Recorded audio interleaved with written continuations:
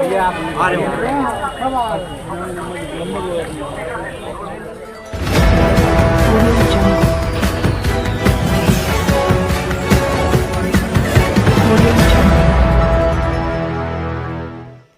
से बसपा प्रत्याशी आबिद अली ने नामांकन कराया। बरेली से खबर बुलंद भारत के लिए श्रीपाल गोस्वामी की रिपोर्ट। बरेली में तीसरे चरण में 7 मई को वोटिंग है। गुरुवार को आंवला लोकसभा सीट से बसपा प्रत्याशी आबिद अली ने नामांकन पत्र दाखिल किया। वे समर्थकों के साथ पैदल जुलूस की शक्ल में कलेक्ट्रेट तक पहुंचे, जहां 200 मीटर दूर बैरियर पर पुलिस ने समर्थकों को रोक दिया। बसपा समर्थकों ने जिंदाबाद के नारे लगाए। इस दौरान पुलिस ने प्रत्याशी और 5 लोगों को ही अंदर जाने दिया। बसपा प्रत्याशी ने कहा कि आंवला में मुस्लिम और दलित गठजोड़ है, दूर तक भी दूसरी पार्टियां नहीं हैं। भाजपा सांसद पर निशाना साधते हुए कहा कि भाजपा ने कुछ विकास कार्य नहीं किया।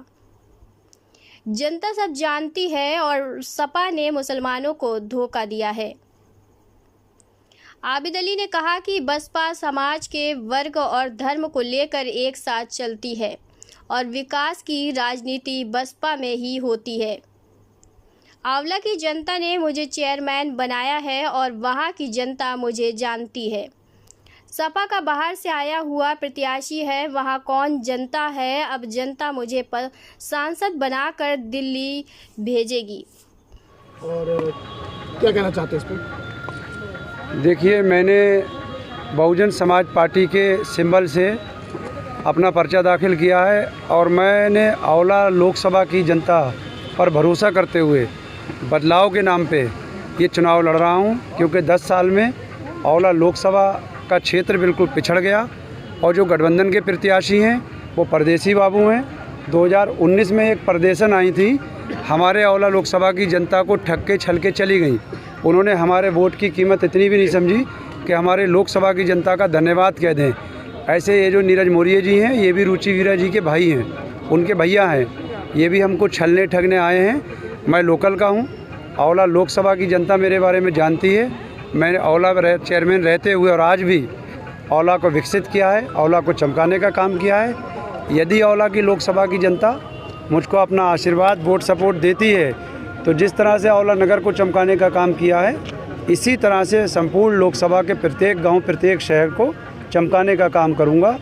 किससे टक्कर मानते हो आप? किससे टक्कर मानते हो? क्या मुद्दे रहेंगे मेन आपके? देखिए, यहाँ तो मुद्दे ही मुद्दे हैं, क्योंकि जो 10 साल के सांसद हैं उन्होंने तो किसी मुद्दे पे काम करा ही नहीं। बिना डॉक्टर के वो जाने क्या क्या करने को तैयार रहते हैं। लेकिन बाकी मेरा मुकाबला भारतीय जनता पार्टी से है। जो गठबंधन के प्रत्याशी हैं वो बाहर के हैं, उनसे आंवला की जनता डरी हुई है कि कहीं ये उनको ठग कर छल कर चले न जाएं। ये सीतापुर के रहने वाले हैं, मैं अभी इनके पर्चे में देख के आया हूँ।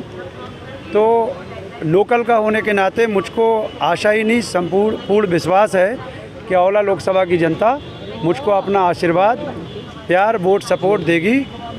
और मैं जितने भी मुद्दे हैं, जिस तरह से 10 साल के अंदर लोकसभा के अंदर युवाओं के लिए कोई भी रोज़गार का संसाधन नहीं हुआ, कोई खेल कूद का मैदान नहीं बना, कोई अस्पताल, कोई कॉलेज सरकार की तरफ से ऐसे कोई भी शिक्षा के लिए संसाधन नहीं हुए जिसमें आम और गरीब आदमी अपने बच्चों को कम खर्चे पर पढ़ा लिखा सके।